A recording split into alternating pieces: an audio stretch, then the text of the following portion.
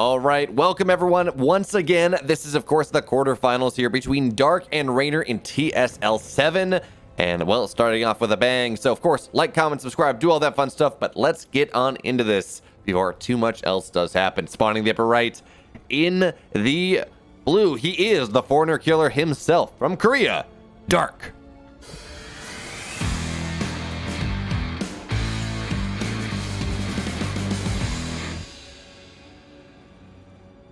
And his opponent spawning in the bottom left in the blue, the world champion for Clash Esports, REYNOR.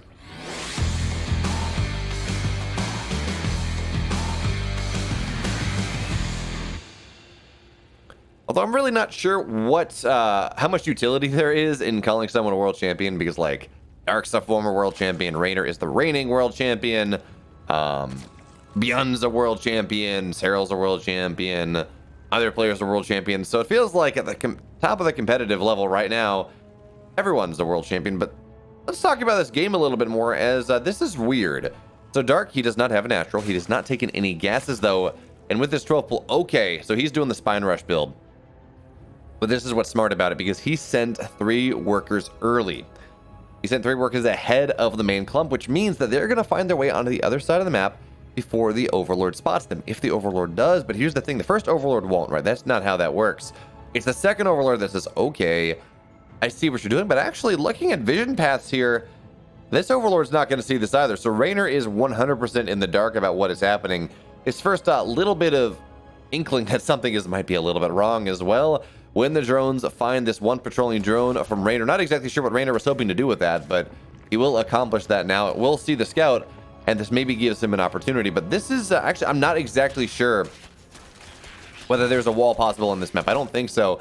So we will have the drones pulled here, try to take the fight. But this is a lot of Zerglings with this wall, and this is not an easy defense.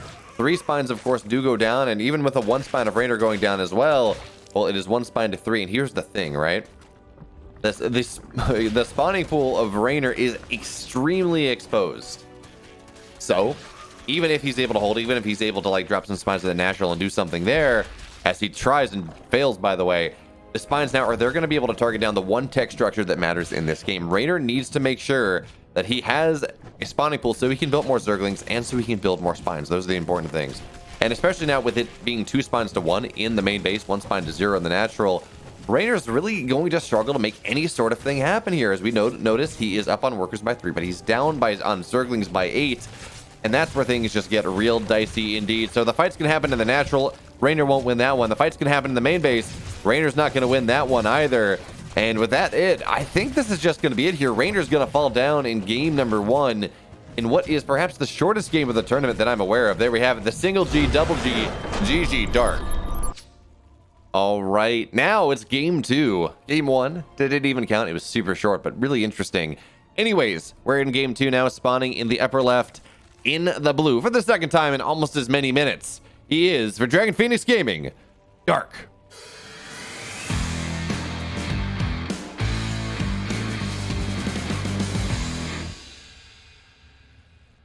And his opponent in the bottom right in the red. He is, for Clash Esports, hoping to equalize here on Romanticide, the one, the only, REYNOR.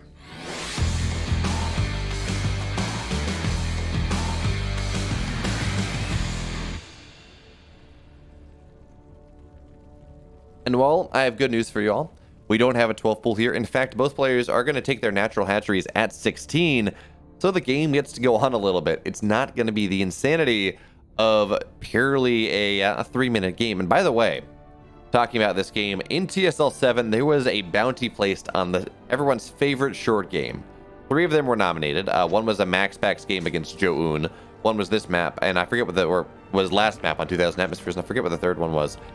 But anyways, Dark won it, right? The Dark did get that $1,000 bounty on everyone's favorite short map. That Spine Rush build is something that has really fallen out of the fashion. It was killing everyone. What was that? Late 2020, mid 2020, until players really kind of dug into it and figured out how to. There are walls you could do on some maps, and you kind of figured out how to hold it.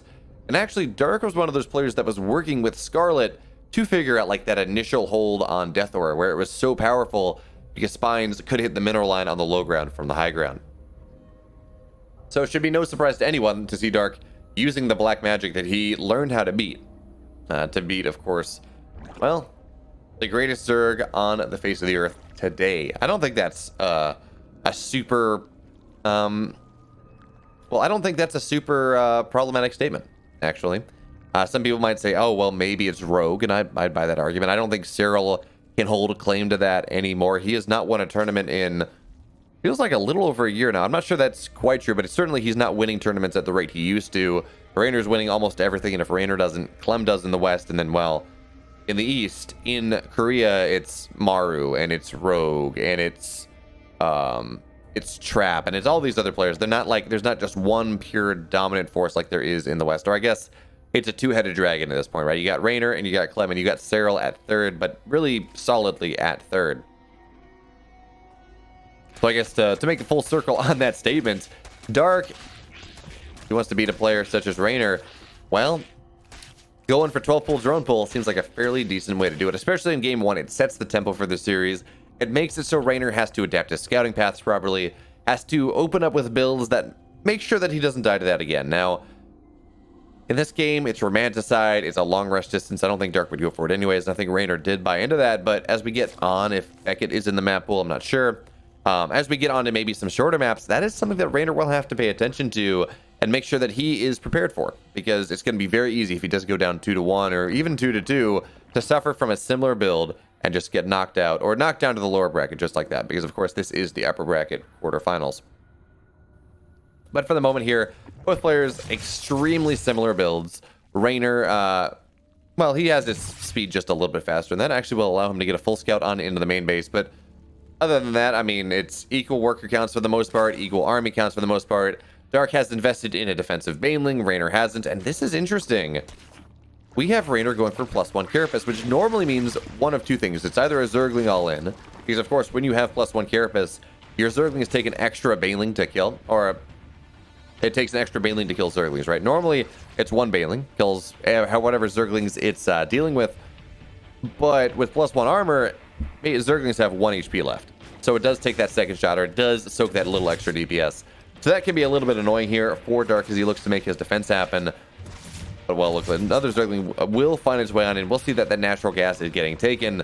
And hey, now Reynor knows there are 2 gas here, which means Roach for the most part. I mean, you see the Roach one, you see the researching Evo chamber, and you see the fact that Lair is not on the way, but it is now. And there's always the opportunity here that Dark does decide to go for something a little bit wonky, go for a Mutaplay after showing Roaches, but I don't think that's what we're going to see. And anyways, we talked about possible outcomes here from this build, as the Banelings will look to run on in here. Is Reynor paying attention? It looks like he will be, but the splits still have to be very good because he really can't take that engagement. 3 workers will go down, and that's going to be that here. Banelings are rolling on in as well, so shouldn't be too much damage here from Dark. Here's the thing though, Dark has more and more Banelings running on in, and that's not a great connection here from Reynor whatsoever. So we're now in the knife fight situation, and it looks like Dark is just carrying this knife fight indeed. Zergling's Banelings are penetrating the third once again. So many drones go down, and 11 workers have died. The third base now under severe threat, and these Banelings are going to look to waddle on in. Roaches will hatch, Zerglings will hatch as well. Nice Baneling connection there from Dark. But now Dark, he's up 10 workers, and yeah, he's down on army just a little bit, but he's going to be fine with that. His +1 attack is a little bit further away though, so there is a timing that Reynor can hit here, and it looks like he's maybe trying to do that a little. Well, he will have +1 carapace, his opponent will not, and the benefit of that, as he does make Roaches here, is not just a Zergling all in. The benefit of that one is Roaches and Zerglings both deal with it, right? Both Roaches and Zerglings both benefit from +1 carapace, and this means that in some sort of Roach Ravagerling all-in, which is not uncommon to see here, Reynor will have that little bit extra bit of tankability that will allow his Zerglings to get the surround on the Roaches so Biles can go on down, and it's a fun time. We don't see that. In fact, Reynor realizing that he's lost 10 workers, he's behind on a macro level. He's going to send some Banelings on into the third base, or at least attempt to, but the Roaches here should be able to aggro in on that one. There we go. So they're going to get 2 workers. It's something. It's not exactly what Reynor was looking for, but the Zerglings in the main base may prove to be a little bit more of an issue because, again, they do have a +1 carapace, but of course +1 attack is done, so it really just kind of equalizes here. But if it equalizes, that's better than, you know, being +0 versus +1 ranged. Now here's the thing though, Dark has opted to go for Aspire. but it was scouted. So we're going to have to see whether he opts to cancel that one. Looks like for the moment he won't. And REYNOR immediately on into that Hydra Den. So REYNOR, well, he is one of the inventors, one of the perpetrators, I guess, of this kind of turtle into Hydra Viper lurker style when playing against Mutas. It works really well. You just get a lot of queens. You get spores on your bases. You sit on 3 to 4 bases. Ideally, you have your creep spread to your 4th. You don't get a lot of Hydras. Not until you have your lurker den out. And then you get like 2 lurkers per base to be able to defend against mainly run bys. And you go from there. But that's only if it's Pureling Bane. In fact, Dark, he does have his Spire done, I believe. No, he canceled it. Okay. So the Spire was canceled, and actually this will get scouted on out here. So the Hydra Den is down. I don't really anticipate seeing REYNOR doing all that much with it because he knows the Spire's done, and you don't really need that. All you want are Roaches and Ravagers here. But Dark, he's going to do another tech swap, and I really like this. He's doing such a good job of keeping REYNOR on his toes, and ideally doing what REYNOR does to Cyril all the time. Make it show he shows one thing and does another, right? Just doing everything he can to confound the scouting of Cyril, or of REYNOR here, because one of these things that makes these players so good, at least especially in Europe, is they have a Zergling, they have an Overlord, they have a Changeling in your base like every 30 seconds. And if that's the case, right, they have almost perfect knowledge of what you're doing. So if you can show them something and then do something else, that is going to be such a big benefit for you, because they will have almost overcommitted to defending what they have scouted because they're so confident in what they have. I mean, look, it's every 30 seconds. That makes sense. But REYNOR here, because he did scout that off well, he will eventually go on into Hive, and Infestation Pit is on the way. But not yet. And certainly no Hydras. You really don't want Hydras in this matchup anymore unless you're going into Lurkers, unless you're like at +3. Both of which, well, REYNOR's not at yet. So REYNOR's going to look to take this fight here, and the one benefit from taking this fight right now is he has theoretically a lot bigger army than Dark does at the front, because look at this. Dark has a lot of Roaches burrowing on in 2 in the 3rd base, but a lot going into the natural and the main base here. We're going to have to see whether REYNOR is paying attention to it. So he will scout this off immediately, but he also has to defend this attack at the front, which you should be able to do with flying colors. Of course, those vials are going to be very nice, though. But again, you should be able to do that with flying colors. He has the army in the position, and now he has to deal with these run-bys. And Nidus is coming in as well. So that's actually a decent amount of stuff here in this Nidus. REYNOR does have to be careful. He doesn't have the concave here on his 4th base. So Dark is going to look to move on in, just taxing REYNOR at every opportunity. And finally, now Dark is starting to get some damage. 67 workers to 54 here. He's put himself in a fantastic economic position. And I find myself worried, is Dark going to go up 2-0 against REYNOR? Now, Dark, of course, has historically been the foreigner killer. He is the player that goes and says, look, I don't believe in foreigners. I don't think they're very good. I'm going to beat them all the time. I'm going to 12 pool. Actually, no, that was Classic that did that to State. But I'm going to cheese them out of everything. I don't believe they have the right to be as good as I am. And then REYNOR shows up and says, Dark, that's fine. I'm going to kill you anyways. But Dark's looking damn good in this game. That concave, though, from REYNOR might have been enough to turn things around to balance out the damage that REYNOR has taken in this game. Maybe not. Because right now we're just about equal. Right now, we look at resources lost. Well, REYNOR's actually lost a lot less than his opponent. He's lost about 1,400, 1,450 less. And that does help him, right? Again, he's been mining less this entire game. He's been mining less this entire game because he just has not had anywhere near the type of economy. But the downside, or I guess the upside here for REYNOR of having a lower economy is once you max out, your army will be bigger. So that's going to be nice here. Now 2-1 here for both sides. Dark just trying to get on top of these Ravagers, take as good a fight as possible, but he will be forced to back on up as a Nidus popped somewhere, but it looks like just in the upper right as a reinforcement point. Not actually going to be any sort of aggressive option here for the time being for Dark. Now, REYNOR, he does have +3 on the way.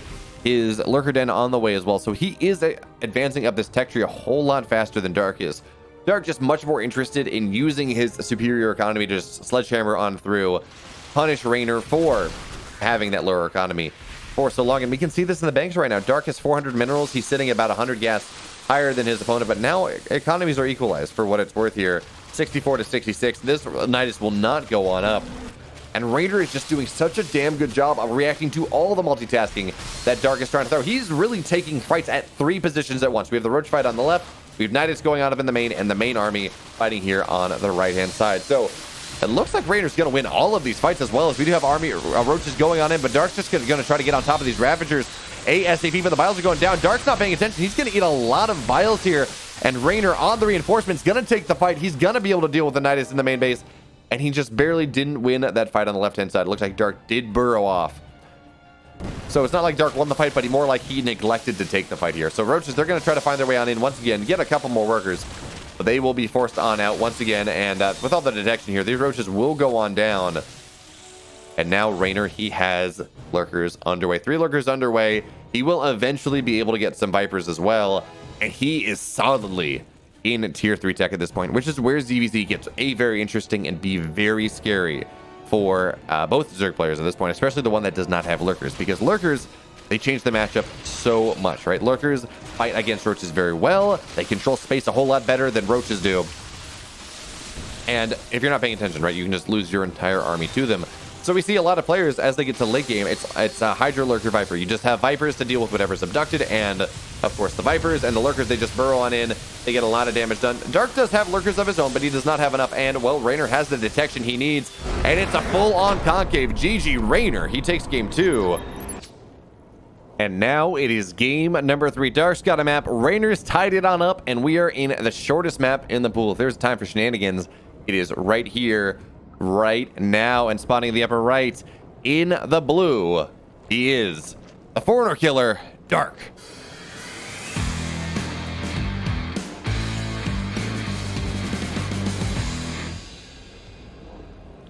And we talked about funky builds. It is a 12 full from both players here. This is gonna be spicy. As in the bottom left, in the red, he is, for Clash Esports, REYNOR.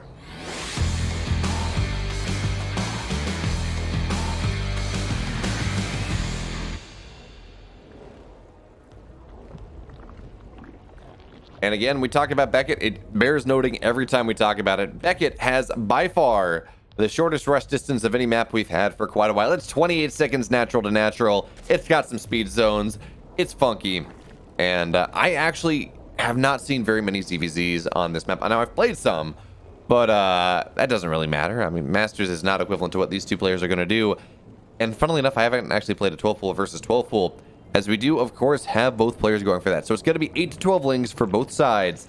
And what's probably going to happen here is the Zerglings are going to meet in the middle. They're both going to be, they're going to fight each other for a little bit, and then both players are going to back up and accept that this game is going to go longer than 3 minutes and 46 seconds like game number 1 did. Actually,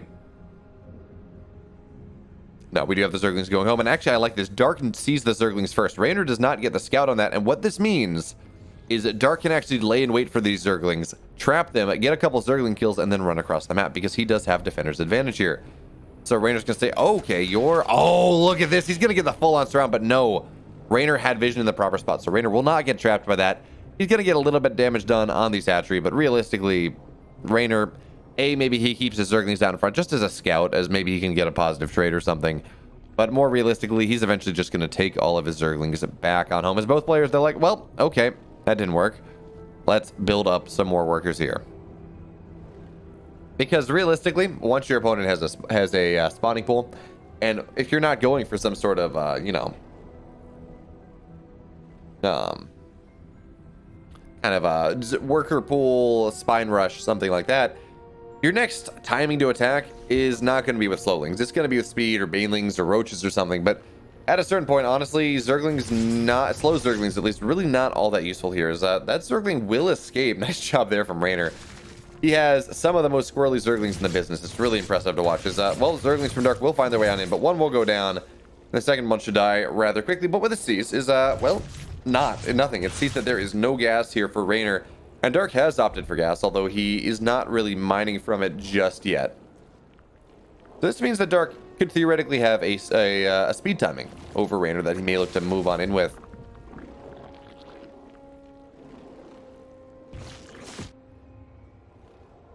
But we're just going to have to see how well that one works out.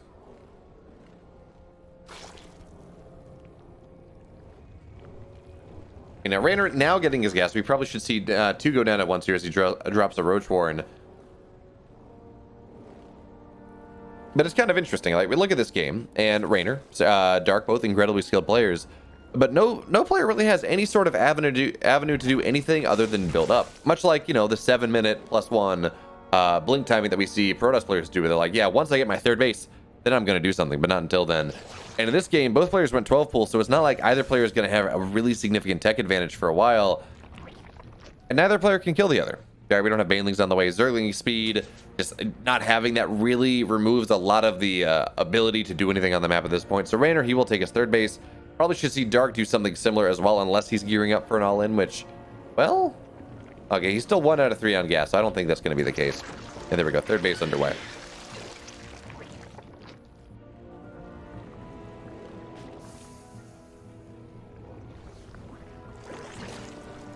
I'm sorry, Dark is 2 out of 3 on gas, not 1 out of 3. All right, but Roach Warren on the way here, and now REYNOR's getting speed. So there's going to be a rather significant timing here where Dark has Zergling speed, REYNOR doesn't, and Dark is looking to take advantage of this. Notice, he's not building any more workers. He's at 37, which is nice, sure, but it's just Zerglings from here on out, and he does have +1 Carapace on the way, which realistically, I don't think is going to do much. In fact, this may just be a fake to say, yes, REYNOR, I am absolutely getting +1 ranged. I am absolutely going into roaches and behind this while he's just pumping Zerglings. But I think more likely here is he's going to move out on the map here with a lot of speedlings, try to kill off REYNOR, and behind it he's going to have an incredibly powerful roach speedling all in because the roach warren is now done.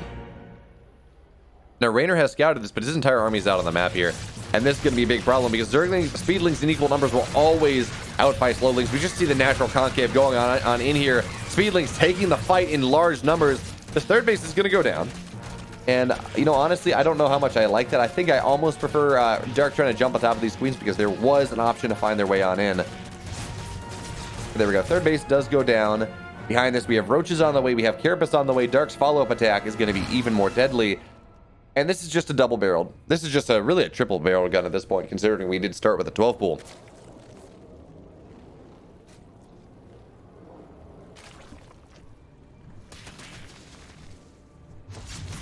But now speed is done for REYNOR, right? So Dark does not have the speed advantage that he did earlier on, but he will have roaches, right? +1 Carapace is probably about 30 seconds out, which is going to be the timing that Dark's going to be looking for. And despite all that damage that REYNOR took, Dark is still down a couple workers.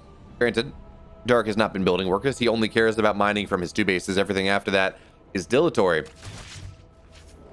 But still, this does mean in the late game, we probably will expect to see REYNOR mining just a little bit more. Yeah, so just a little bit more here, even though he's not really mining from that third base.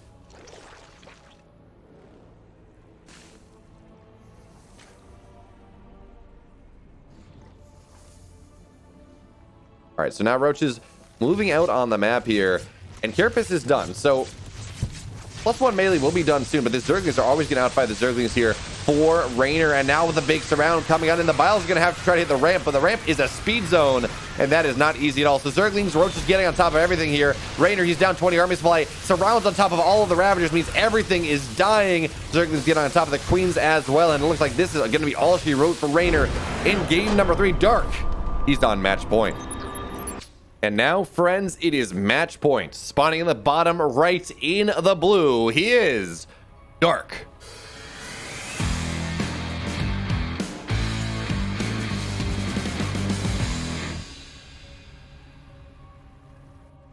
And his opponent in the upper left in the red, looking to fight his way back here, maintain his life in the upper bracket of TSL7. He is the reigning world champion, REYNOR.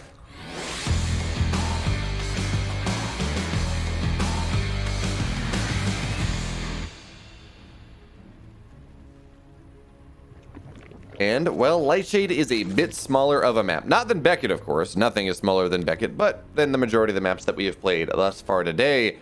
And REYNOR, it seems like the fear of God has been put into him just a little bit. Dark has gone for 12 pools in games 1 and 3. Now, he's not doing it in this game, so he actually has a bit of a build order advantage. But because of how many times that REYNOR has had to suffer from a 12 pool, although, in all fairness, that's not why he lost game 3. I mean, it is why he lost game 1. He did lose to that build. He says, look, screw it. I don't want to even have to worry about it. I'm going to go for a 15 pool. Maybe it was a 16 pool. But regardless, he's going to get an early pool. He will have Zerglings out, and that build just kind of hard counters 12 pools, and it also doesn't really slow you down all that much from a just kind of a purely matched up perspective. Yes, Dark will have his hatchery just a little bit faster. Yes, he might have like 1 or 2 more workers, which is not insignificant in the grand scheme of things, but well, ideally, REYNOR will be able to equalize by forcing some workers, by forcing some Zerglings out, maybe getting some damage done, maybe getting a worker, but that is highly unlikely. But now he's going to move out on the map here. And from a macro perspective, really the question is, how does REYNOR choose to respond to Dark's aggression? REYNOR has won the game where he weathered the storm, right? In that game number 2, where Dark just tried to task his multitasking, to tax his multitasking. There we go, all over the place. REYNOR held somewhat easily, to be totally honest. He didn't take all that much damage. He killed off all of the attacking forces. And in doing so, well, he forced Dark to trade unfavorably, and even though REYNOR was down about 10 workers for the majority of that game, by trading that much better, he was able to equalize, was able to get his tech up, and well, from that point on, it was lurkers versus not good enough lurkers, and REYNOR did have a better position, and well, that's how that game ended up. So I think REYNOR's goal here is once again to survive into the mid game, into the late game, to the point where he can get into some semblance of a 60-70 worker economy and go from there, because that is where REYNOR's strengths lies, to be totally honest. It's not the early game. I mean, he's good at it, don't get me wrong. He has impeccable Zergling control. He's really good scouting. But at the end of the day, he wins championships not necessarily because of his first 5 minutes. He wins it because of the next 5. His ability to be aggressive, his ability to get damage done, his ability to continuously scout, and ability to take engagements that most players would not even consider taking, much less consider winning.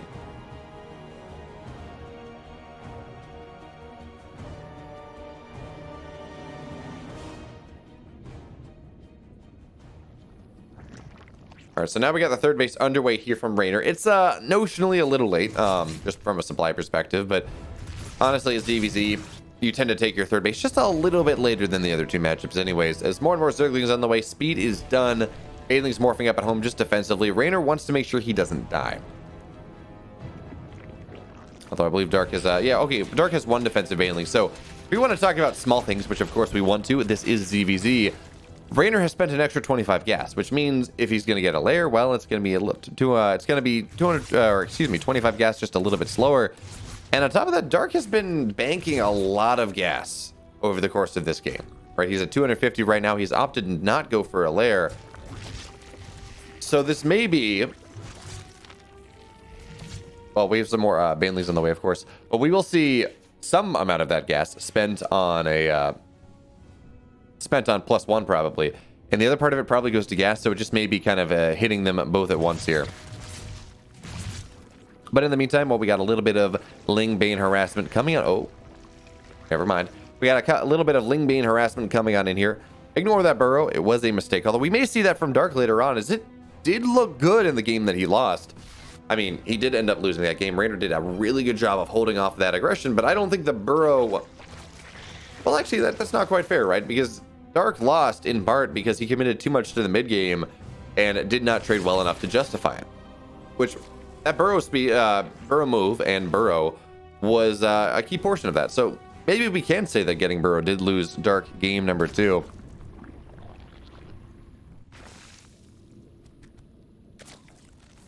But it does look like both players are very interested in getting aggressive on this game because, well, REYNOR's moving out on the map, Dark's moving out on the map, and here's the thing. There is no lair in sight for either player, so we're not going to have roach speed, nothing like that. And REYNOR looks like he is very interested in moving out before any sorts of upgrades. So he has Zerglings or roaches moving out on the map here. Zerglings are going to look to move on in, probably some Banelings as well. And he doesn't have that big of an army supply lead, to be totally honest. Is actually Zergling run by will knock down 2 workers anyways. The supply lead for REYNOR's not that big, and with Defender's advantage, with 3 Koreans and Banelings really zoning out all of the Zerglings, I don't think this is going to work out all that well for REYNOR. That being said, we do have more Banelings on the way, and they can zone Banelings rather well indeed. Well, you got to make the good connections here. So Banelings are going to look to run on in, and Zerglings into the natural. This is where actually the true damage of REYNOR is going to be found, because Zerglings in the main of the natural are really what's going to do the damage. At this point, REYNOR's attack in the front, it was just a distraction, but there was that 1 Baneling that was actually able to knock down most of the Zerglings in the main base. So we're talking about significant damage. Well, REYNOR, he's going to be able to swap the worker counts here. He was at 35, Dark was at 42, and now, well, it's the other way around, as REYNOR drones up behind this, and Dark takes 6 workers worth of damage. But this also means that Dark now has a massive timing. He's got +1, REYNOR does not, and while this is not as significant as, say, TVT, right, where a single upgrade causes armies to be slaughtered in an instant, it's still impactful. It will still make Dark win that fight. So Dark now, he's moving out of that. He understands that he's got a bit of a timing here. And with Lightshade being as short as it is, it behooves him to take that advantage, right? So REYNOR, he will actually lose a decent amount of his Zerglings as well. And now he's just got to hold on here. Because Dark, at this point, this is the fight that maybe decides this entire series.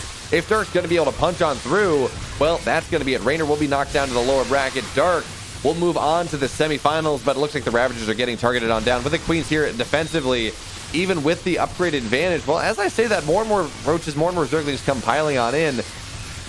And maybe Dark has enough here. This +1 upgrade is making a big difference, especially against the Zerglings that REYNOR brings in to try to defend.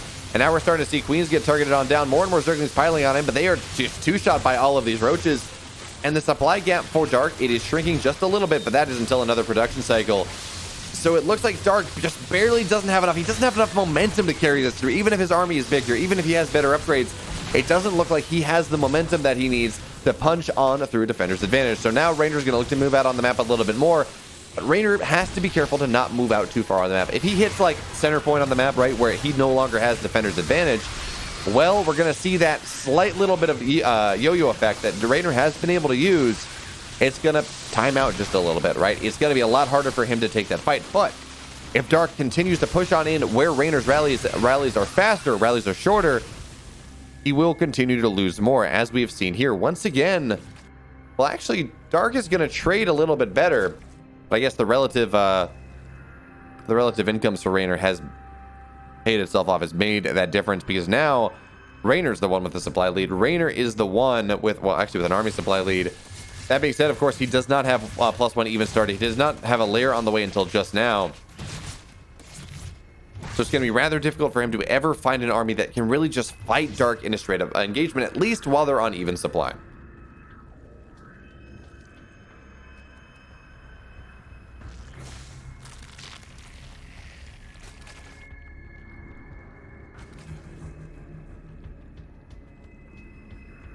All right, so now Zerglings on into the third base, but here's the goal, right? These Zerglings, their goal is not to go kill off a bunch of workers. If they get it, great. It's a distraction force. It's to distract Dark from the Banelings that are running on into his his main base. But anyway, 5 more workers do go down. And Dark, well, he's lost 13 workers this game to the 2 of REYNOR. So Dark getting those 2 Zerglings early into the third base, killing off a couple workers was nice. Don't get me wrong. But now REYNOR is taking a solid macro lead here. He's up 6 workers. He was up more. He's got his lair on the way. So he will have roach speed, but actually Dark has his lair done. So as much as REYNOR has a money lead, or at least an income lead, he's down in tech, and he is good. He's actually down in significant tech, right? His +2. Well, okay, it won't be a +2 versus +0 timing, unless Dark does decide to go goop that Evo chamber. But Dark will have +2 versus +1, and he will have roach speed faster. In fact, there's a timing here where Dark is going to have +1 at roach speed, and REYNOR won't have either. I don't know if Dark's going to try to hit it. I don't know if he can hit it, but that would be a nice opening there for Dark.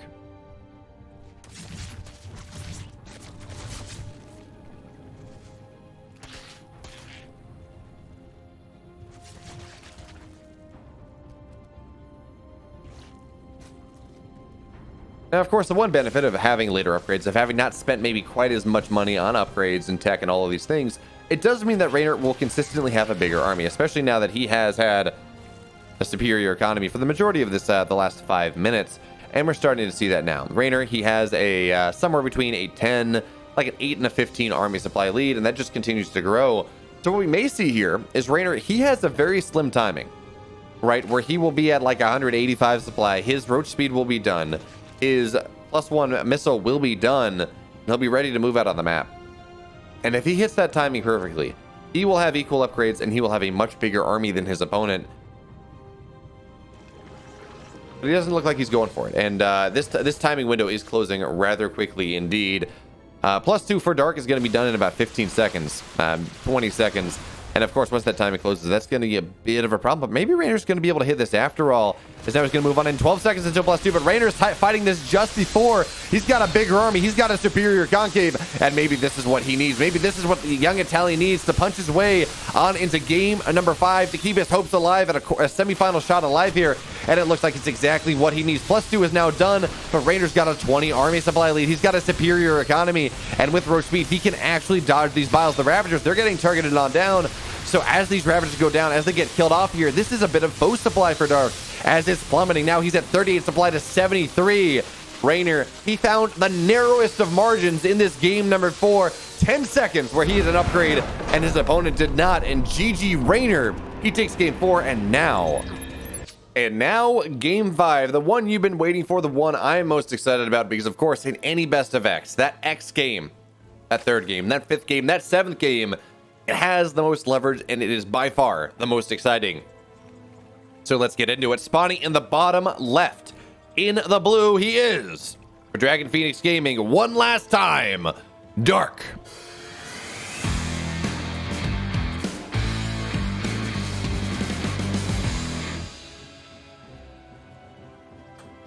And his opponent here in the upper right, looking to run it all the way back.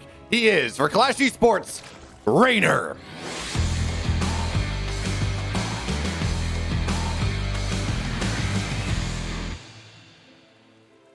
And REYNOR, once again, not even looking to put the game to chance here. Game number 5, he says, look, you 12 fooled me twice. One worked, one didn't. Fine, whatever. I don't want to deal with it. All right, I'm just going to open a 15 pool here, or 15-17 is going to be my opener.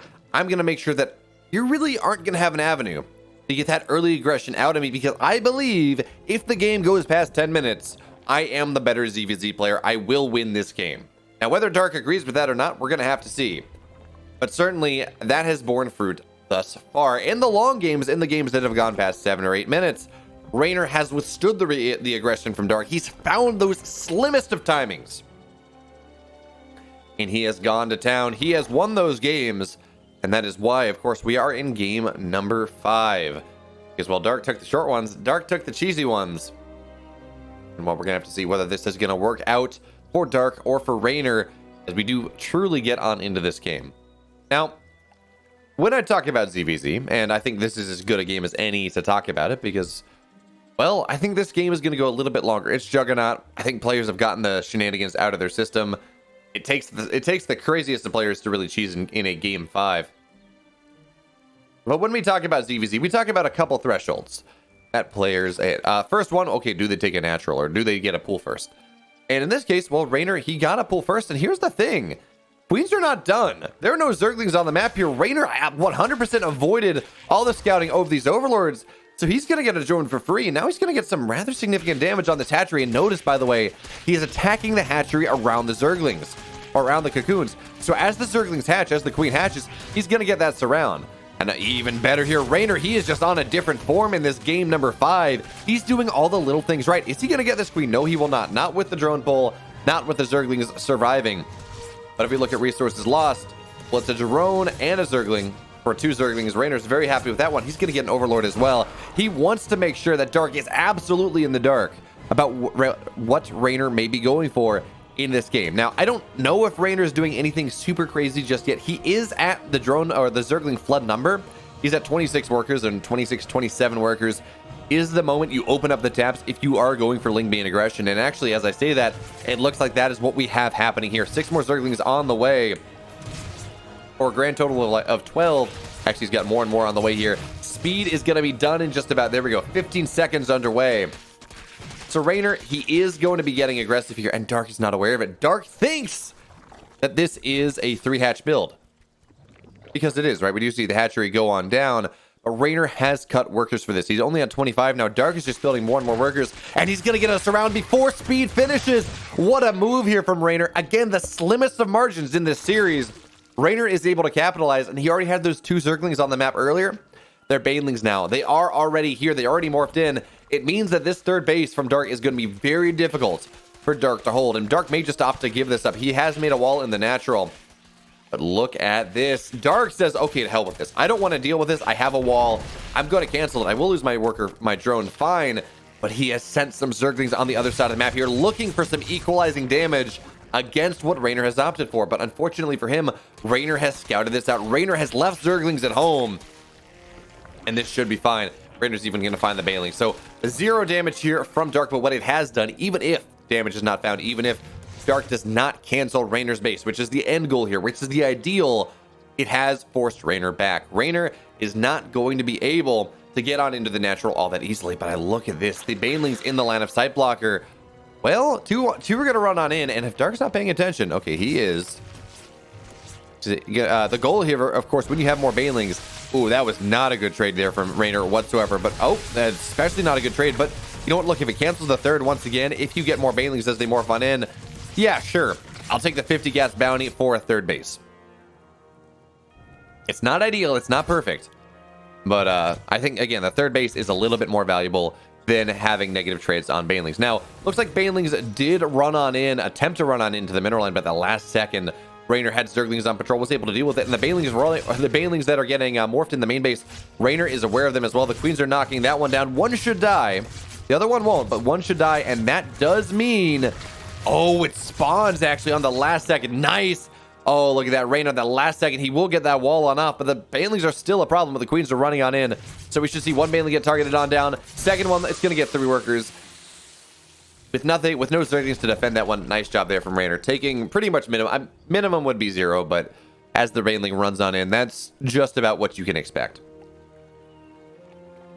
Now, Reynor, he's up 5 workers even with that damage, but here's the thing. His army's not as robust as might otherwise be. So drones are going to get pulled here. 4 more workers do go down. Or I guess, sorry. Another worker will go down for a grand total of 4. And now it's Dark's turn to seesaw this aggression onto the other side of the map. Try to get some maybe not even game ending damage, but game deciding damage here as the Banelings will attack that Queen, will explode on that Queen. It's not great, but again, we're seeing suboptimal trades that have a greater purpose in the course of the game. Dark had his third base delayed for a solid minute and a half compared to Reynor's. Reynor will lose that Queen, and yes, Banelings did explode on it to make that happen, but that means less creep spread, less destruction of Overlords. Banelings, or excuse me, Overlord speed is very early in this game. Actually, Dark has +1 ranged as well. Reynor, though, he just wants to hit with a big timing here. He has Carapace done right now. He has a bunch of Roaches, a bunch of Ravagers, or a bunch of Zerglings, a bunch of Banelings looking to roll on in. But if, you know, the way you hold this with a +1 Carapace, these Zerglings, yeah, they take 1 extra shot. But if you just get too many Banelings, then it doesn't even matter. I mean, 2 Banelings still explode everything. Nice micro there from Reynor. And notice we have Zerglings that are still alive. They have like 1 HP, but it's going to be fine. As now the Concave looking to roll on in. More Banelings going to roll on in as well. Just trying to soften up these Roaches as much as possible. But with the spines coming on up, Dark, he has the hold here. Reynor will be forced on back. And what do we have behind this? Reynor, he will lose. He will take his inferior trade. But because of the superior traits he's taken earlier, really it's going to all come on out in the wash. Lair on the way here for Reynor as he does get +1 ranged.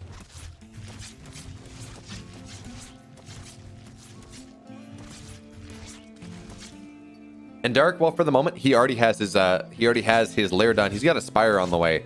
And I do like this punish, right? You know your opponent has committed to something early on. You do not get a quick lair with the type of build that Reynor has gone for. So you know your opponent has done that.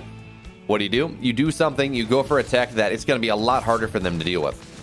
Now, Dark always had the opportunity to be scouted here. Reynor did scout that in a previous game. I want to say it was game 2. And so he canceled and played some mind games, and Reynor eventually won that. But in this game, well, Reynor doesn't seem as prepared to scout it, right? He has Zerglings out on the map. But with the lack of Overlord speed, well, that's going to be a problem. Interesting Dropper Lord. Oh, it's going to be for the Banelings. Okay. Normally, you would expect that Dropper Lord to start at the other side of the map and Zerglings run across the map, morph Banelings there, but we already got Banelings, I guess why not? Reynor will scout this, though. And so here we are, +2 ranged on the way for Dark. So it's going to be 2-0 versus 1-1 in terms of upgrades. Actually, Reynor will hit that 1-1 faster than Dark will hit +2. But the Spire is going to be done, and it's going to be interesting to see just how much Dark commits to this. It's probably going to be like 8 mutas. That's kind of the standard here. You don't really commit to anything more than like 7 or 8 mutas that are there to harass, to take the Iron Bounty of all the Overlords, and just do whatever you can. Force a commitment there of Spores, of maybe an extra Queens. whatever the case may be. But now, okay, Baneling's drop is going to come on in. Roaches are prepared to deal with a Roach drop, but not a Baneling drop. As we're going to see, only 2 workers go down. Really nice last-second splits here from REYNOR as he realizes what is happening. And dropping a Baneling on these individual workers, not worth it, even as damaged as they are. So Zergling counterattack will find this 4th base here of REYNOR. Meanwhile, or of Dark. Meanwhile, the Roaches are going to find their way on in. And with an upgrade lead, wow, now there's the Baneling going to run on in. A couple more workers will die. Dark's taking damage in as well as the Roaches. They're going to look to go on in. Queen makes the wall. Queen makes the block here happen, but that's not going to actually wait. REYNOR here, he's going to target. Is he going to target it down? No, he won't. Not really. And he can't really take the fight because the Muta's just sitting on top doing so much flash damage. But Roaches are going to run on into the main and the natural man. REYNOR had an opportunity here to just secure himself a massive upgrade lead if he knocked the Evo down, but instead he's going to knock down the Roach forces of Dark down to the Stone Age, and he's going to get a decent amount of workers, but not really. He's really not targeting things appropriately. And this does mean that +2 will finish, that only 7 workers for the moment have gone down. The meters are going to maybe eventually clean all this stuff up. And this is not as catastrophic for Dark as it looks like at first flush. Now, maybe the last of these Roaches are going to be able to do something. But for the time being here, the Mutas, they're doing a really good job at holding. And with these spines here, I mean, Dark is kind of holding. And he does have a attack lead. He does have an economy lead. So if he's able to hold here, he's going to be very happy. And with +2 versus 1-1, +2 is better than 1-1 is. So Dark's actually going to hold this. He's going to hold this with flying colors. He's going to make a situation that looked absolutely disastrous, and he's going to turn it wonderful for himself because REYNOR looks like he accidentally rallied so many overlords on the other side of the map. I don't know if this is going to supply block REYNOR, but it is certainly massive damage. That is a lot of money that REYNOR is donating to Dark in this game. And there we go. So in the final tally, REYNOR finds himself up 10 workers, but down a lot of overlords as we see the supply. It's getting awfully close to the supply gap here for REYNOR.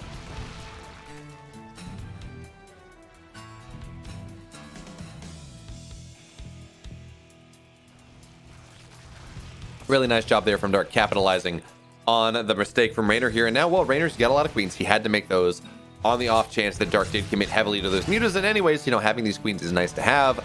It allows you to keep your army longer as another overlord will go down. And this time it will supply block REYNOR briefly.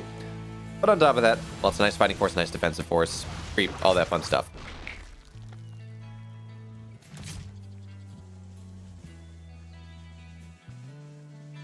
One thing that does worry me here about Dark, right? He has committed to these mutas, fine. Well, actually, he hasn't really committed to these mutas. And he's going back into Roaches, of course, but he hasn't started +1 armor. So while REYNOR right now has inferior upgrades, actually, it's all the mutas are going to start to go down here as well because of the run by from REYNOR, run by from Dark, excuse me. REYNOR is going to have an upgrade lead rather soon. He will have 2-1 versus 2-0, and while Carapace is not nearly as impactful as attack upgrades are, it will make a difference. So Dark, now he's got his Carapace on the way, but it's going to be a little bit later. And REYNOR, for all the damage he has taken by not killing his opponent, right? He did commit to that rather heavily, and he did take damage in the exchange, as he's lost 2,000 more resources. Well, the army supplies are equal.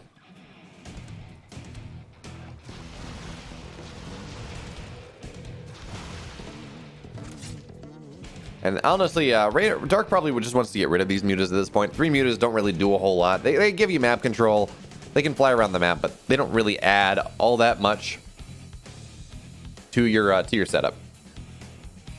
Now, Dark here, we're getting ready, REYNOR both, we're getting on into the really fun part of ZVZ, where it turns almost into your traditional TVT, right? You get lurkers, you get vipers, it's all about positioning, but in this game, it's not just about where you siege your tanks up, it's where your opponents siege up and whether you can steal from them. So it's, I don't know, like a combination of Medank TVT and traditional TVT.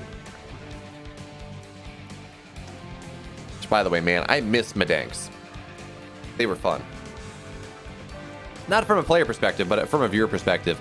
Watching like TY versus Mario TVT in the GSL, where they're just hot picking up and dropping and just getting single shots off and trying to make sure they don't get shot. It's really cool, and I do miss it. But yeah, obviously for balance reasons, it didn't exist. Or it's been patched out of the game, better way to say that.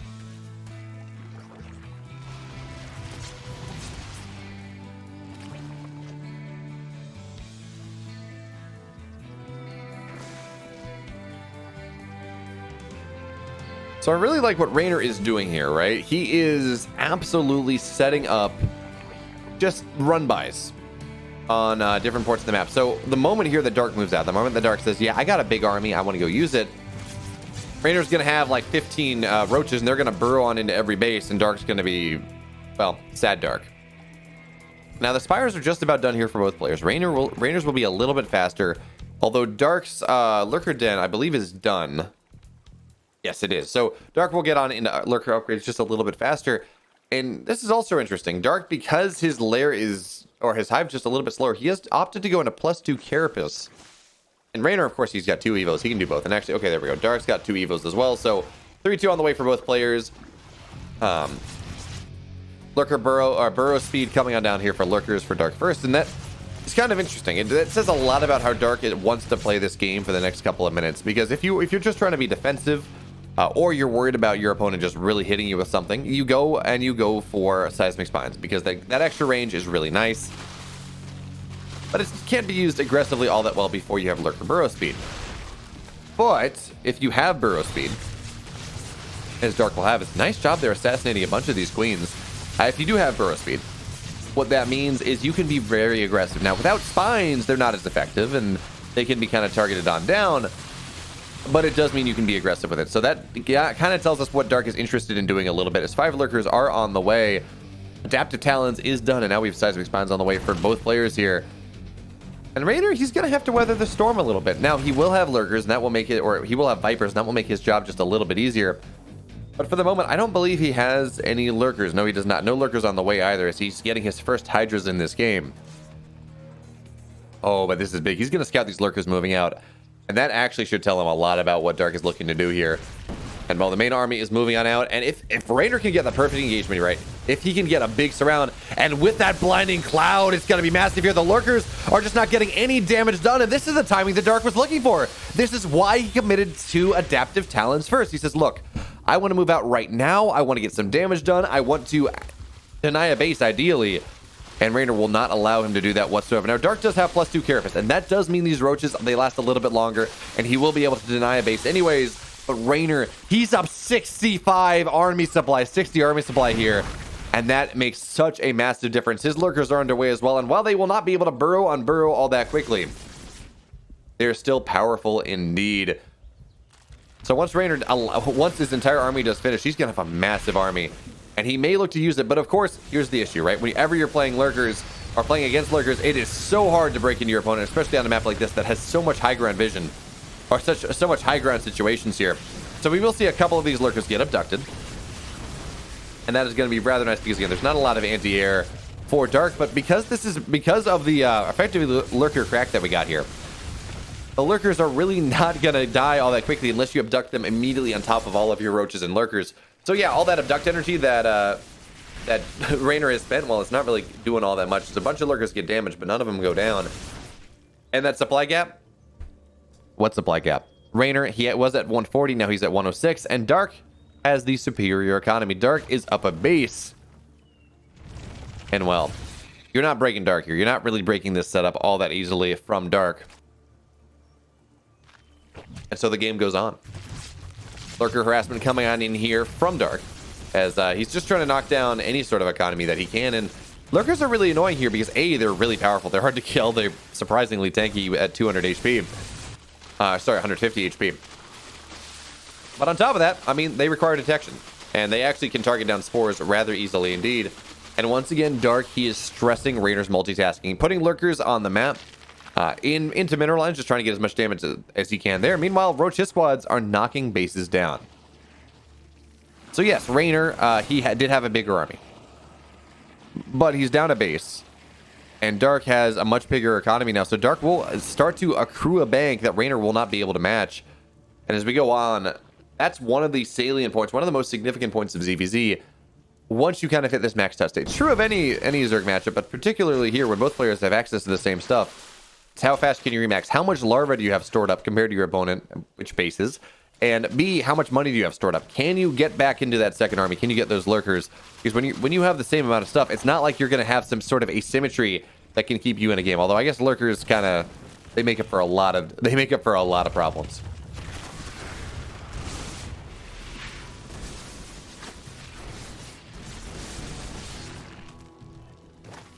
Oh, parasitic bomb, a bunch of Vipers here, but we will have Vipers get abducted as well, but there's just not enough anti-air.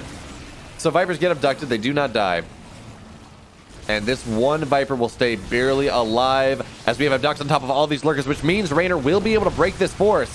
And with the force going down as well, it means he has to worry about less about detection a little bit, although he will lose all of his mobile detection. That's a bit of a problem, and I don't know how these roaches from Dark are just finding their way on everywhere. They're not burrow roaches, they're just really good roaches. Dark will lose the bottom right-hand side base, but REYNOR is going to lose the upper left.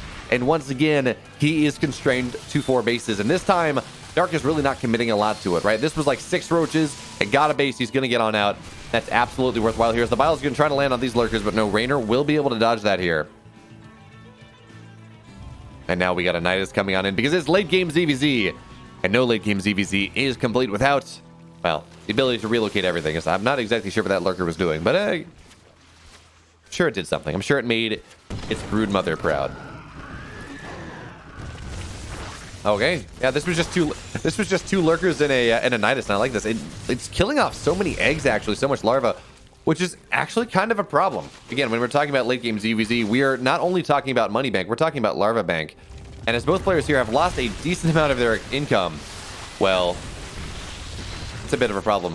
Dark is taking a lot of damage to this left-hand side base, but it's not going to go down just yet. The lurkers, the little hit squad that REYNOR used to try to do that, well, Dark's entire army is defending that because he understands that that is kind of his weak point right now, and he does not want to go down the equal bases, actually below bases of his opponent, because REYNOR has finally been able to establish this 5th base. Certainly does not want to go down a base, as he has been putting REYNOR on this entire game.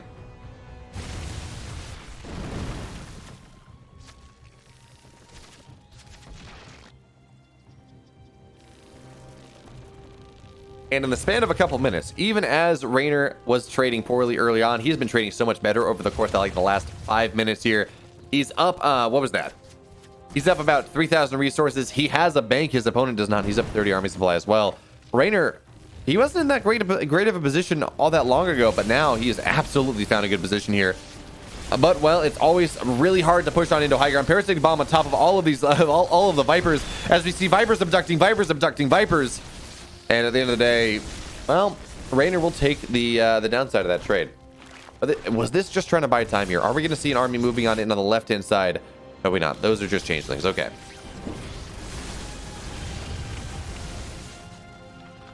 So where are we at right now? A bunch of lurkers have died, by the way. 9 lurkers for REYNOR, 16 for Dark. But Dark has 20 lurkers to his side, and REYNOR only has 5. I guess really preferring a much more mobile force, a much more Viper-heavy force. Because it doesn't matter how many lurkers you have if they're never allowed to fight. And this is the point where it's just really exciting to see the stylistic differences. That and Dark has opted for going for +1 melee. And do we have adrenal glands? No, we don't, but considering we have gone for +1 melee, I would expect to see that.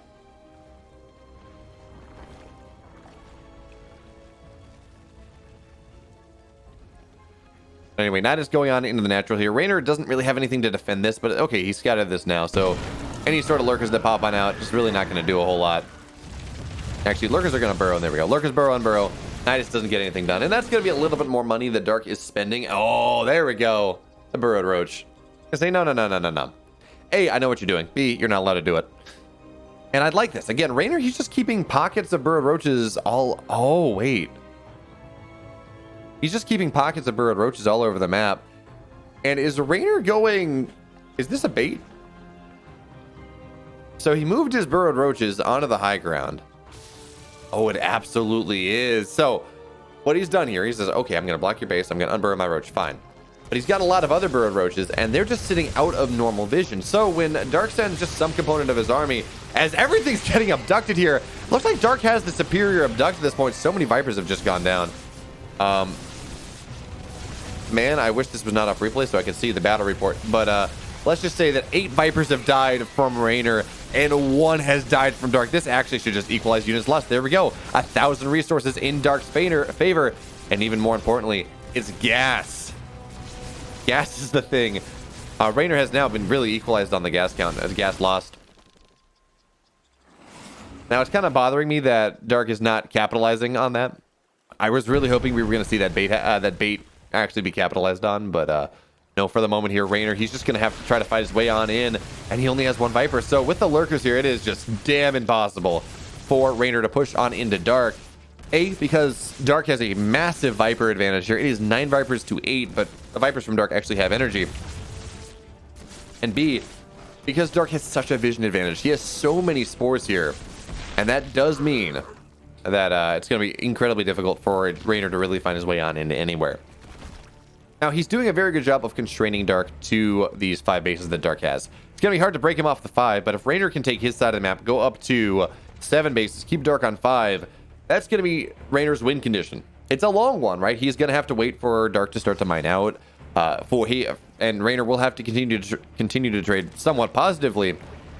But if he can go and kind of force Dark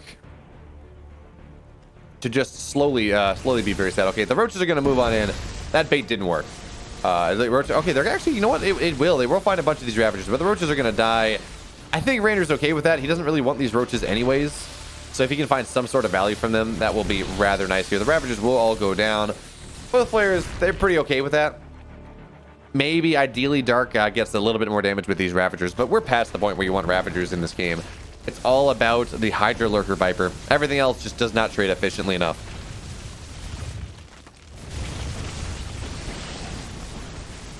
I love that what Reynor's doing here. He just has 2 big Lurker hit squads on the map. 8 on one side, 8 on the other here. But Dark is just really leaning into this defensive style. He's up 1 Viper, and he has over double the amount of Lurkers that Reynor does. Which means that Reynor, with this kind of really cool multi-pronging style with Lurkers and Hydras on both sides, well, he's never going to have the Lurker advantage. He's never really going to have the Viper advantage. So it's just, again, just very hard for him to break on in. And because Dark was preemptively able to take this position on the right-hand side, it's going to be very difficult indeed for Reynor to ever contest this bottom right-hand base. Which means Dark has the 6th base, and Reynor no longer will really have an income advantage.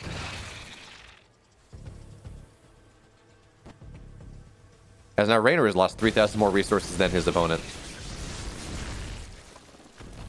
Dark misclicked a little bit, got one of his own changelings. But okay, those are going to be nice, some nice abducts here, getting a lot of the Lurkers of Dark. But the responding blinding clouds mean that not a lot of this stuff actually goes down here. And the piercing bombs on top of all of these Vipers, Reynor has to be careful. He can't really afford that, but looks like some Lurkers ran on in to the Lurkers on the back line. So Reynor, he's going to take a positive trade, even if those were some really nice reactive blinding clouds there from Dark. And now this gives him a little bit of an opportunity to start punching through the static defense just a little bit. And he will have to back on up rather soon as these Lurkers do get abducted. And they will start to go on down. Let's look at Lurker count here. Dark lost 10 Lurkers in the exchange. It looks like Reynor did not lose nearly as many. And overall, well, Dark has only lost 1 Viper this game. That's where the majority of our resources lost is. But Dark has lost 29 and 28 Lurkers. Really, it's just all on the Vipers. And that is so big here for Dark. Although, the interesting thing is Reynor has lost, what was that, 16 Vipers? 14 Vipers. And he still has more gas than his opponent.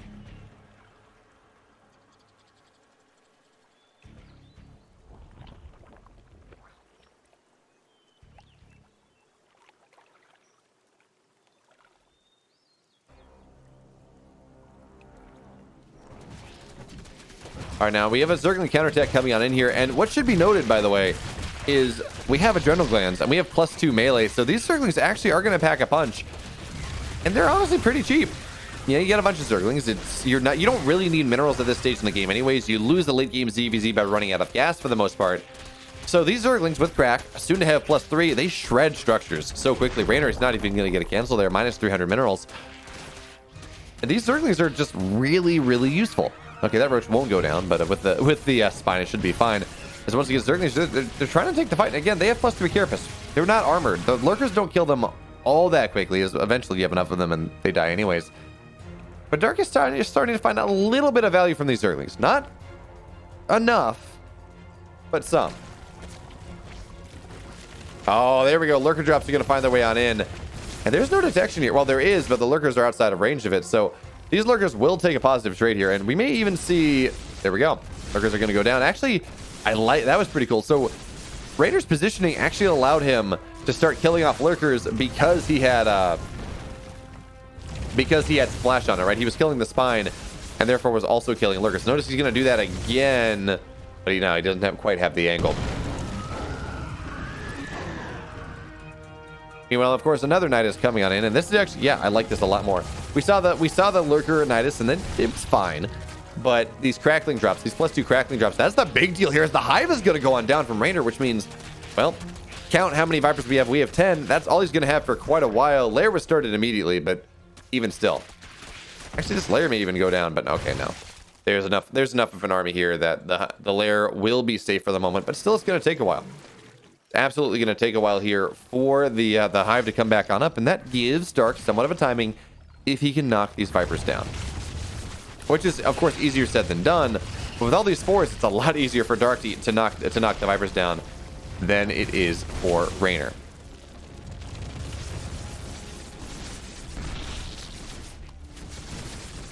Okay, so Viper traded for Parasitic Bomb, which is really just damage on one Viper for the most part. So I'm not exactly sure if that's going to be worthwhile. But if you know you're going to have more Vipers than your opponent, I guess you're pretty fine here. And now Zerglings, they're going to find their way on in. +3 done is done in 10 seconds, so it's really not going to factor on in here. And Dark will be deflected, but he got the damage right. He got that Hive, and that makes such a big difference. And this is, again, we talk about ZVZ, we talk about late game ZVZ. This is where the game gets a little bit funky because we just see Vipers abducting Overseers for a vision advantage, right? Because that's all this game is about. It's about slowly moving your Overseers forward so you can go and figure out where the army is. You can figure out where the lurkers are, and you can get your abducts off.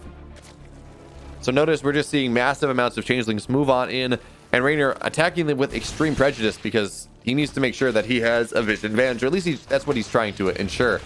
As the Zerglings do find this 4th base, or not a 4th base, whatever number base this is, but they will not succeed in taking it out, even if they do get most of the damage on it, as lurkers do go over to defend. And now, well, REYNOR has established his base. That being said, actually, these lurkers should be able to move on in and take care of it. And I really like this position from REYNOR for a couple reasons. Not the least of which is because he's taken his equivalent base. So what REYNOR has done here is Zerglings are not even going to bother to go on out. This one's been found. What REYNOR is doing here is not only is he putting existential pressure on the 2 bottom right bases of Dark, what he's also doing is denying Dark's ability to take the base that he has taken. So this means that should the game go long, as it is, it's already at 32 minutes, this means that Dark will eventually be 1 base down on his opponent. In fact, we might even see REYNOR try to mine from this. I don't know if that's going to happen, though, as the Knights will go on down here because, of course, well, +3. But the Zerglings, they're continuing to find some little bits of damage.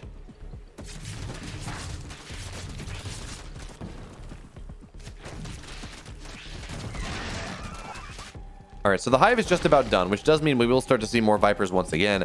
And this is probably going to be REYNOR's key to move back on into things, to start being a little bit more aggressive. Once he knows he can replace his Vipers, maybe that's going to be a little bit better. Nice abduct there on a couple lurkers.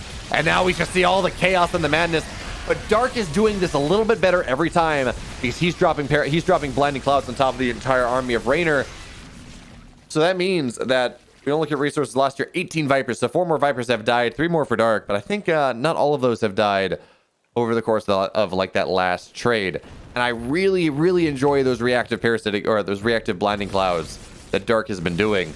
They're doing such a good job of keeping him alive, keeping his Vipers alive so they can run backwards because, well, if the Hydras can't shoot, the Vipers, they do stay alive. And Vipers are the most important component of this composition, of any Hydra Lurker Viper composition. Right, you need them to make sure that you can prevent lurkers from firing if it's a big engagement. You need to make sure you can get your abducts.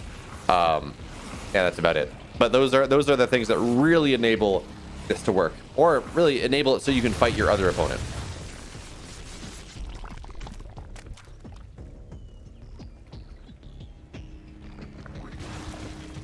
Now, the one thing I would like to see here is we see the Vipers, they go back and they just suck dry a whole bunch of Evo chambers, which of course are cheap as another Viper does go down. But I want to see creep spread to this middle side of the map here, although Dark will succeed in taking that as well. So now we're at that point that REYNOR has been trying to delay, and perhaps by delaying it puts himself in a bit of a problematic position.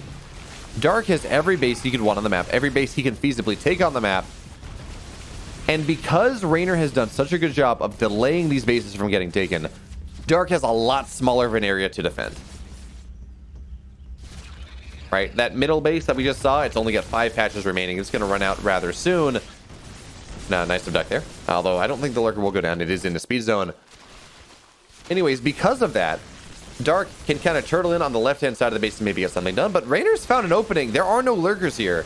He will knock down a lot of this static defense. Ashley's going to get the Nidus as well, which is going to be rather nice. But then maybe that's going to be an opportunity here for Dark to take a fight in the middle of the map. But no. I mean, he tried, but it's not really going to be the fight that he's looking for. As the piles are going to be rather nice and knock a Viper down as well. And of course here, it's going to be difficult for Reynor to get on, or for Dark to get on top of things, but he will get a lot of these lurkers. And now he will be able to box in Reynor's army on the bottom side. But what this has done, Reynor has pulled Dark out of position, and Reynor will be able to knock this base down. And yes, this is expensive. If we look at resources lost, it's only going to start to climb, as Dark does take a vastly superior trade. But here's the thing. Reynor has an extra base. He is okay with taking these trades so long as he can convince Dark to not take that base, or so long as he can prevent Dark from taking that base. So Reynor, he's down in supply for a little bit, but he has spent his bank to kill off actually multiple bases here. This is so big for Reynor in this game, provided that he can survive, provided that he can keep his own base, which he won't, by the way. Dark will be successful in knocking that one down. So really what it is a trade of bases. A base trade, one might say, and one that Reynor comes out with slightly ahead, because Reynor gets 2 bases to the 1 of Dark, and he has a bigger army out of this. He had a bigger bank that he was able to spend on army, and now we're at the point neither player can really remake that army. As a structure just went down. I think it was the Hydra Den. Oh yeah, Crackling's got a Hydra Den, which is, well, you can't make Hydras, you can't make lurkers. Or if you can't make lurkers if you cannot make Hydras. And lurkers are still important in this matchup, even if I just went on a diatribe about how Viper is the most important thing here. And now Reynor, he's got an opportunity. Dark was out of position trying to kill off his base, so now we're going to see a bunch of lurkers burrowing up. And while there's no mining at this base, it is production. It is a defensive position here, so this base will go on down. And Reynor is rapidly encroaching into Dark's territory. But this is pretty cool. We see both players doing this right now as they understand that kind of their control points on the map have swung around. Dark has lost the bottom right, but Reynor's kind of lost the upper left here. So Dark says, okay, well, if you want to do that, I'm just going to take your middle upper left base. I'm going to try to steal some money from you as you do steal some money from me, because you can only attack, you can only defend one position at a time. You can't do both. Although I'd argue Reynor almost could, because he's sitting here at 171 army supply. And that is a absolutely massive army here. So lurkers are going to burrow on in once again. Reynor really looking for a kill move here. See if he can find his way on into his opponent's natural and main base, knock down all of the tech, put Dark onto 3 hatcheries. It's going to be rather nice indeed. As we will see that Viper go on in. It will, of course, be abducted, but it's not really going to matter. As a parasitic bomb on top of one of that Viper's, not going to get a lot. Notice Reynor, he moved like 1 Hydra forward. I think it's like 2 or 3 Hydra hits plus a parasitic bomb, maybe even just 1, and that the Viper does die. So nice job there, a nice attempt there from Reynor. Not exactly successful, but oh, Dark's gonna abandon all of his lurkers here. Nice pickoffs on so many lurkers, and of course there are enough lurkers here for Reynor at the moment that Dark really cannot afford that, right? The lurkers will go down instantaneously. And Reynor cannot take this fight on the left-hand side. Even as he does have a supply advantage, a lot of it is still in roaches.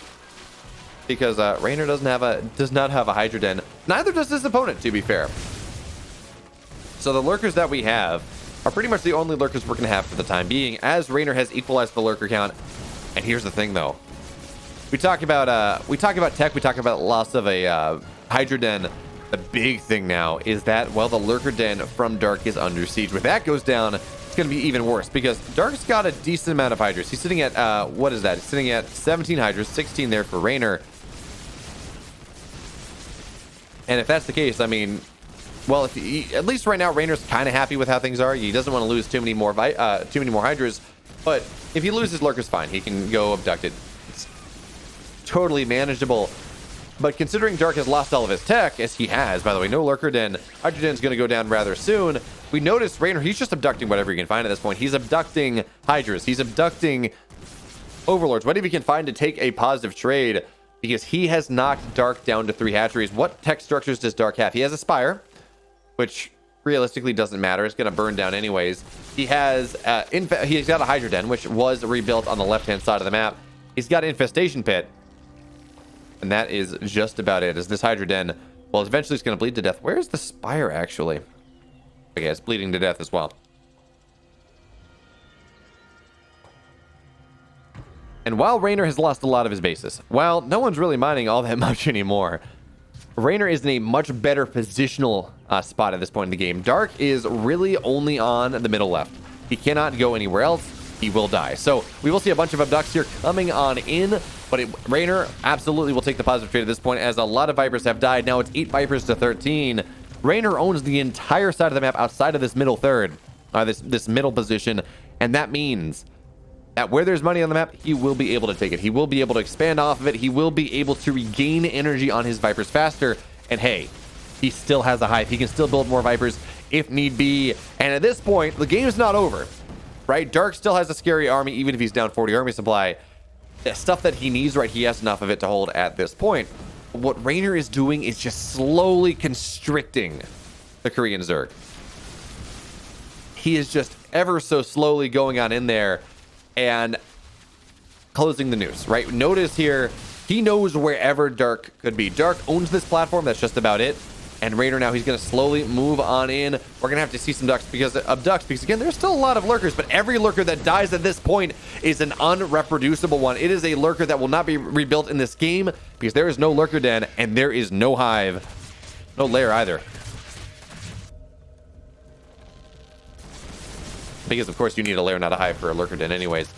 Now Zerglings, they're going to try to find this hive, and they may be successful in doing so because the queen is not transfusing. And if this one goes down, which it will, the tech... Oh, Dark doesn't do it. Dark gives out. If Dark had committed to that, he would have killed the hive, and I think that absolutely would have been worthwhile. But no, he's not willing to. As I guess he thinks that knocking down income here for REYNOR is more important than knocking down tech, and I guess that's fair. Because Dark does have a bigger bank, despite everything. He does have a bigger bank here, and this base will go on down. The one lurker here, well, it will eventually get cleaned on up, right? The detection is going to show up. And again, that's what... Oh, well, REYNOR? Okay, that lurker won't go down. Okay, there it is. Now it's dead. REYNOR has a +2 lurker advantage at this point. He's got 5 Vipers as an advantage. And again, he's got a big army supply. He's up 70 army supply at this point. Dark is doing what he can to try to make this game happen. And really has played a masterful game, but so has REYNOR. And as I've been talking about this entire series, it feels like REYNOR is just slightly better at the late game. And certainly here, because, I mean, you don't see a lot of ZVZs in Korea, right? Hey, think of the last time you saw a ZVZ in the GSL. REYNOR and Cero play in every DreamHack Masters. They play in every season finals and grand finals for that matter. Well, outside of this one because REYNOR didn't make it. But point being, there are Cero and REYNOR here that play this style all the time. We get at least 1 or 2 of these games in the grand finals, and of course they practice against each other as well. And we had Lambo in as well. So there are a lot of top tier European Zergs that play this style, that have the games go late. And even if Dark sat here trying to find some way to practice this, it's never going to be the same as having the game get there organically. So what we've seen in this game is REYNOR has just a slightly better understanding of how this game gets to be played, on how this game needs to get played to scratch a victory out. Now, once again, REYNOR does have the tech he needs to reproduce his lurkers, but Dark does as well. The lurker den is dead, but it has been rebuilt. And what I'm curious, REYNOR's only on 6 lurkers. I'm kind of surprised we don't see him having more. I kind of would have expected that, but that's why REYNOR is not mining gas. I think he's only mining gas out of that bottom right base that he has taken. I think looks like everything else is dry. And now Dark, he's going to get a little bit ballsy here. He says, okay, well, your army is constricting me into my base here. Time for me to find some value. Maybe see if I can get some overlords, get you supply blocked. Maybe I can get some Vipers, do that. Oh, he's going to find 1 Viper, 2 Vipers, 3 Vipers. Oh, he's going to get every single Viper here. At least, very least 4 from the Roaches are going to find this as well. Dark just trying to chase down the Vipers. He says that's all that matters here. If I can get the Vipers, REYNOR won't break me. And I'm not sure if that's true or not, but 5, 6 Vipers went down. That Viper advantage that REYNOR had, it's gone. And he still does have a hive, but he doesn't have the money. He does not have the gas he needs to be able to knock these Vipers down. But here's also what we're looking at here. So many Hydras have died. REYNOR now, he's up double the army supply of his opponent. and he's just going to try to knock down as many of these Hydras as possible, trying to find some lurkers on in, get a volley, keep moving. But REYNOR also does not have the economy he needs on the other side of the map. The Zerglings, once again, they will find that counterattack because, again, Dark, he has minerals, he just doesn't have gas. That's the big deal here. These players, they need more gas, they need more tech to make sure that they can get whatever they want, and they are wholly unsuccessful. Oh, I like this. Burrow the Hydras everywhere. Make use of that tech that has been so useful for you over the course of this game. Really cool move there from Dark. I don't know if it's going to work out. He has lost a lot anyways. But still, really nice move.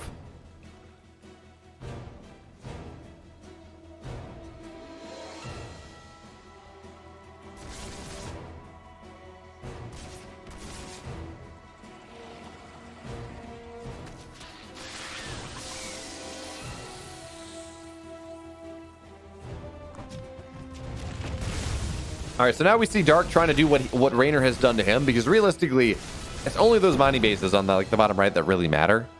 But just trying to remove REYNOR's vision on the map, knock down structures. Not that Larva matters really at this point either, as REYNOR's just desperately trying to get the gas he needs to buy another Viper one at a time. Although, interesting, he has opted to get another Hive. Wait, is that at this base? Okay, he has this one Hive, but I guess he's worried that it's going to be taken down. So he does have another coming on. And I would have almost thought that he would get the Hive on the third base. Okay, that's why this Hive will go on down now. I would have almost thought he would get that extra Hive on his mining base. Do you give it that a little bit of extra HP? It will keep it alive a little bit longer, but that's not going to be the case here. And now REYNOR, he's just slowly inching on forward, knocking down the static defense to give himself a better opportunity to go on in. And at this point, right, because there is no repositioning tools, the Overseers can be a little bit more aggressive. They can actually go on in and abduct and, well, get vision of the lurkers to allow for some abducts. And that is exactly what is happening here. REYNOR, he's knocking down the vision, he's knocking down the static defense, and this will allow him to get abducts on the lurkers. And considering the amount of money, or the lack of money, really, that is here on the map, both players really not mining all that much gas. Actually, REYNOR's mining even less than Dark is, because the lurker has found its way on into gas mining. Well, it's getting a little bit scary. But with these Vipers, right, REYNOR has been able to get enough gas for 2 more Vipers, and that's really all that matters.